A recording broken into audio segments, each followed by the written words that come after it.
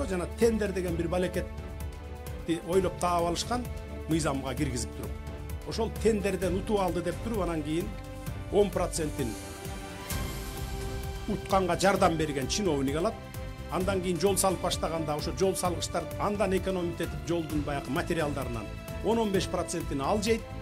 Андан кийин ошол жолду келип кабыл алып атканда ошо кабыл алуучу комиссия дагы 10%-ин жейт да. Анан ошол жолдун эмне рызкысы калат анан.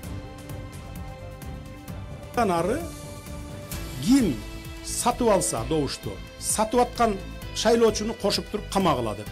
Оңой менен 10 жылдап, 15 жылдап трансформация маселеси чечилбей келген. Анткени бизде жогору жакта бюрократия экен. Бүт бардык министрлерден өтүш керек экен. Анан кийин парламенттен өтүш керек экен. Анан барып туруп анан премьер-министр кол коюш керек экен.